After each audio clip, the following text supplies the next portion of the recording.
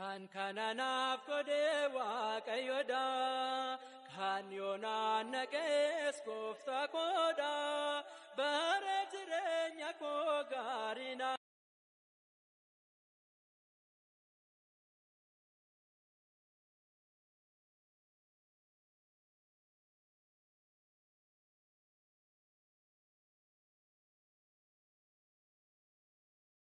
Gaafa ilaallu akka waan damooza wayiitti nyaattu yookiin immoo mindaa wayii isteeppii baa isteeppii sadarkaa sadarkaadhaan waan itti argattu wayiitti namni yommuu ilaaleetu tajaajila olaantummaadhaan luboota geggeessuu qabaa.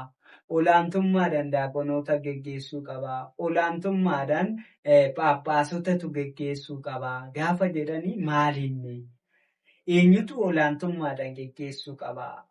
Saba kiristaanaa ta'ee olaantummaa sadarkaa qabaa inni tajaajilaa. Haalli itti tajaajilamu akkamiini? Kanarratti baay'ee gaaffii yeroo baay'ee ka'uudha waan ta'eef mee kanarratti hubannoo mana kiristaanaa keessa turtanii barattanii waa xiqqoo ishii waan qabdanirraa akka nuuf qooddan maqaa waaqayyootiin sin gaafama.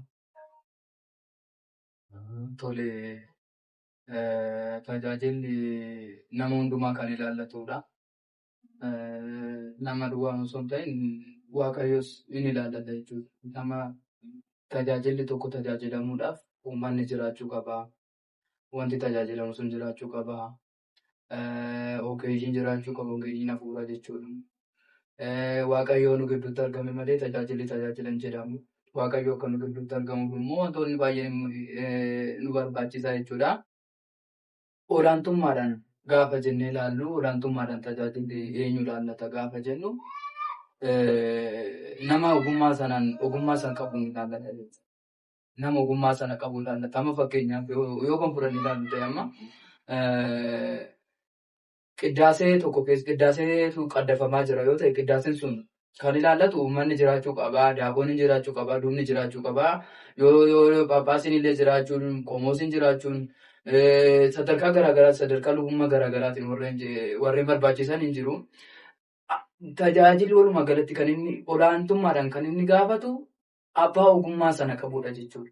Namni faarfatu yoo dhabame ogummaa faaruudhaan nama ogummaa waaqayyoo faaruudhaaf isaaf kenne sana nama qabutu itti gaafatama. Namni faarfatu otoo faarfataan jiru faaruu faarfatamaa jiru yoo ta'e faaruu faarfatamuu duwwaa muume.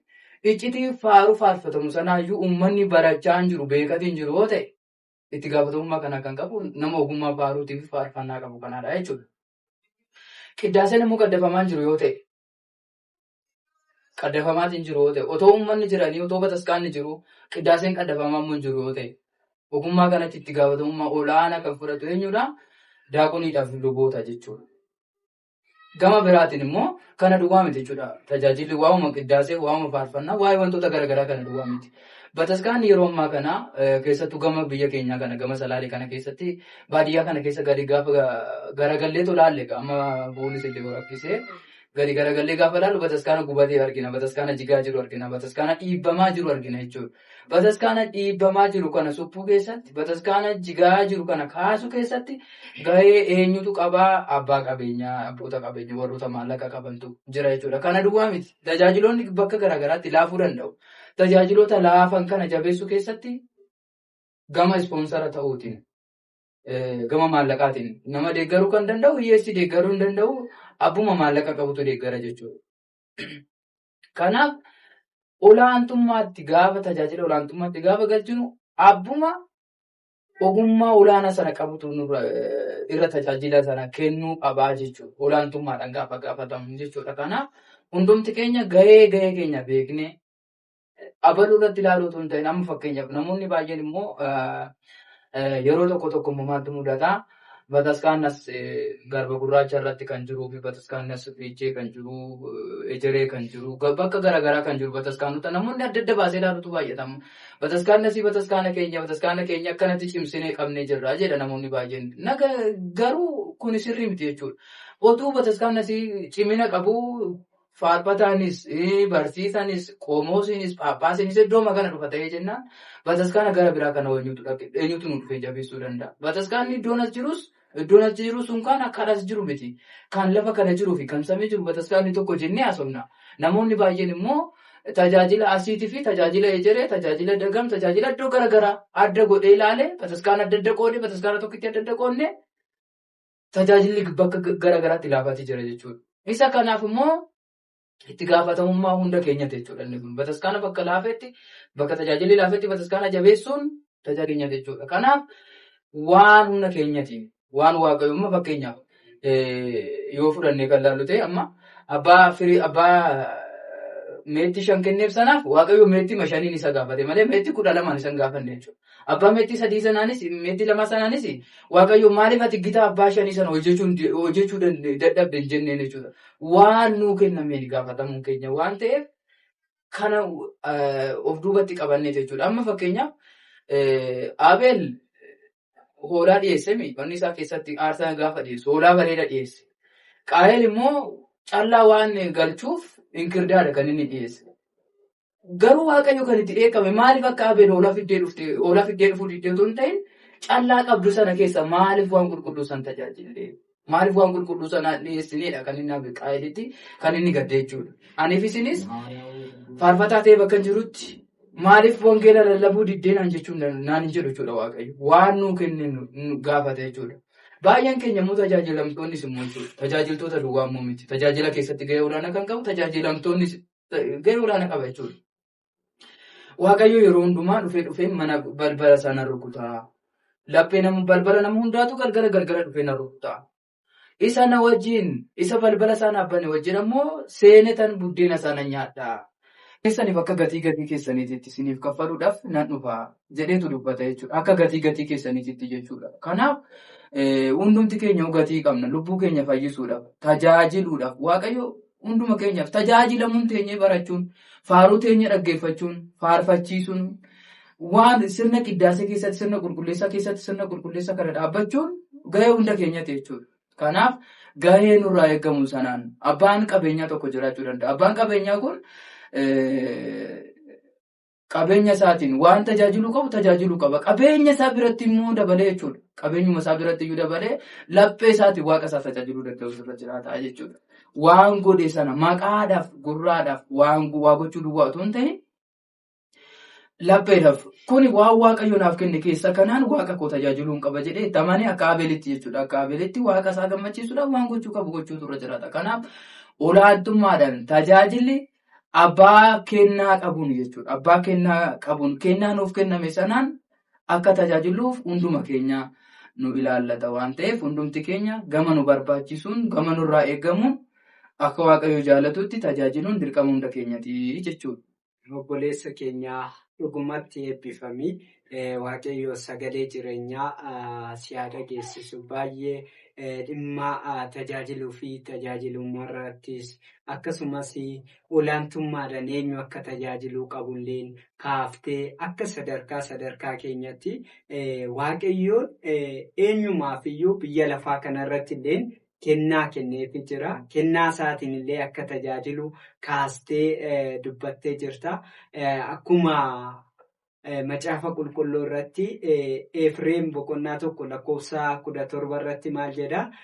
Mudhii kee hidhadhu akkuma jedhee waaqayyoon ergaa isin nu laattan kanaan mudhii keenya hidhannee uummanni kiristaanaa saba kiristaanaa jabaatee akka sagalee kanatti fayyadamee ittiin fayyu abdii guddaa qabna. Jabaadhaa waaqayyoon ammas dabalees waliin haa ta'uun jedha. Dhimma bara keenya kana keessatti jechaadha gaaffiin addatti qabnu bara nuti keessa jirru kun bara gara dhumaatiirra jirra. Bara dhugaadhaan booda jechaadha. Dhugaan hin mul'attu. Dhugaa osoo qabdu dhugaan yeroo itti mul'anne bara keenya kana waan ta'eef barri kun immoo maaltu baay'ata yoo jenne dhimma sooshaal miidiyaati jechaadha. Sooshaal miidiyaa kanarratti yoo akkamittiin ijoolleen mana kiristaanaa tajaajiltoonni mana kiristaanaa tokkummaadhaanis ta'ee dhuunfaadhaan karaa akkamiin yoo tajaajilan maal yoo dabarsan manni kiristaanaa borutti tarkaanfachuu dandeessi.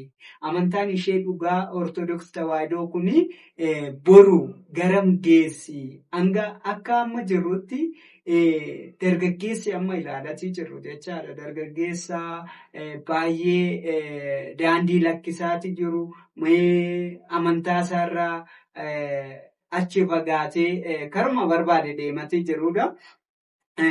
Akkuma har'a abboota maanguddoo argachaatii jirru kana boru maanguddoo nu eebbisu maanguddoo biyyaaf ta'u abboota mana amantaatiif ta'u hin argannaayi.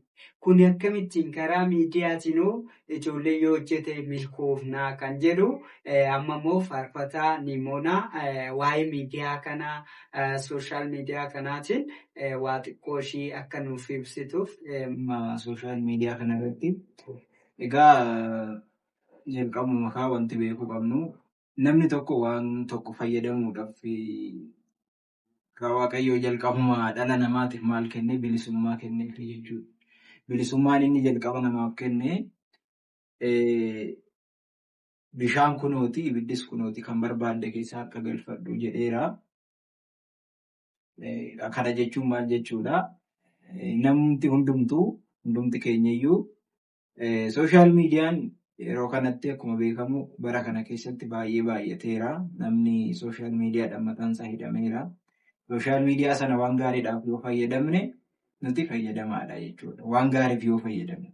Garuu yeroo hunduma sa'aatiin keenya sanirratti dhuma taananii baay'ee of ganneerra jechuudha. Kanaaf sooshaal miidiyaa irratti dhuguma dubbachuuf taanan waan gaariitu barsiifamaa jira. Waan gaarii kan barbaadu waan gaarii waan baay'ee argachuu danda'a. Kanaan dura akkuma beekamu yeroo hamma kanatti sooshaal miidiyaan kun hin babal'atinitti namoonni baay'een rakkachuu danda'u, dhiphachuu danda'u jechuudha. Sababni isaa barnootaaf haalli mijataan jiru kallattumaan barachuudha malee hamma kanatti akka kanatti teekinooloojiin babal'atee sadarkaa itti sana argachuu dandeenyu miti jechuudha. Garuu immoo har'a yeroo sooshaal miidiyaa ta'eera, teekinooloojii ta'eera. Waan gaariif of fayyadamne akka gaariitti jedheen fudhadha. Garuu yeroo tokko xiqqoo keessa ba'uun jiraata. Keessa ba'uu sanarraa immoo of eeguun dirqama jechuudha. Fakkeenyaaf waan sadiin dubbadha. Waan sadeedhaan dubbadhu kuni tajaajiltoonni baay'een irraa karaa barbaaduudhaaf jecha mata duree godhaniitu maal godhu sooshaal miidiyaa irratti bahanii ajandaa ta'u. Waan gaarii hojjetanii otoo hin taane ajandaa ta'uuf yookaan beekamuudhaaf jechuudha. Kanaaf warreen akkasitti seera waaqayyoo cabsanii yookaanis immoo seerri waaqayyootu yoo cabuullee baate namoonni baay'een kan ittiin dogongoran waan baay'ee waan gaarii hin taane fuuldura namaatitti kan. Lammaffaa irratti immoo akkuma beekamu namni dhugaa dubbachuuf taananii kasoominaan tajaajilu baay'ee xiqqaateera jechuudha. Baay'ee xiqqaate. Hundumtuu maal barbaadaa? Maal jedhama? Zinnaa kan jedhamu kun maal jedhama afaan Oromoon? Jajuu barbaada jechuudha namni hundumtuu. Maaliif silaa akkamitti tajaajiluu qabna? Amma dhugaa dubbachuuf taananii uummanni baadiyyaa tajaajilaa hin waaqessu jechuun hin danda'a. Sababni isaa maaliif beektanii? Namni isa tajaajilu sun fuuldura isaa dhaabbatee gaafa sagalee waaqayyoo itti dubbatu akka waaqatti ilaalu ni sodaatu. Sagalee inni dubbatu sanas dhaga'uu barbaadu sirriitti. Garuu immoo hojiin keenya achii ba'ee yookaan achii deemee gaafa hojii biraa ta'u maal ta'a? Hojiin keenya tajaajilli keenya kan kufe ta'a jechuudha. Kanaaf sooshaal miidiyaa irratti wanti nuti barsiisuu qabnu waan uummanni kun hunduraa barachuu danda'u. Boru jechituun sagalee waaqayyoo nuti har'a dabarsinu tuni maal nutti gooti? Nutti murteessituudha waan taateef. Kanaaf har'a nuti lafa kanarratti gaafa deddeebinu sagalee waaqayyootiif ragaa baanetu borummoo jechi nuti dabarsine suni akka nuyi ragaa ba'an nuuf taate jechuudha. Yookaan immoo sagalee waaqayyoo yookaan immoo jecha waaqayyoo daandii waaqayyoo irra buune taananii jechoonni nuti asitti dabarsinu tuni borumaan nutti taate ragaa nutti taate jechuudha karaa nuti dabarsinu. Kanaaf waaqayyoon hunduma keenya sooshaal miidiyaas ta'e wanta baay'eetu jira kan addunyaa kanarratti nama dogoggorsiisan. Kanaaf hundumarraa tajaajilaan of eeggachuu danda'uu qaba jechuudha. Kanaaf hundumarraayyuu akka gaariitti yoo fayyadamne gaariidha. Garuu immoo waan gaariif yoo fayyadamne dhiisuun irra filatamaadha jechuudha. Garuu yoo waan gaariirraa baranna ta'e waan gaariidha jechuudha barbaada. Tolee, obboleessa keenyaa faarfataan Imoonaa baay'ee guddaa eebbifamii dhugumatti Waaqayyoon bara lafa kanarra jiraattu tajaajilaa manasaa akkasumas gaafa dhufaatii isaa immoo dhaaltuu mootummaasaa siyaa taasisu jenna. Jabaadhu tajaajilaa dhugaa Waaqayyo manasaa keessatti sinaa qusatu jenna. Rabbirraa amsa xumuraa saba kiristaanaatiif amantoota ortodoksii tawaahidootiif wanta qabdu waan garaa keetirra jiru nuuf dhaami jennaa. Tolee, galatoomaa jechaati.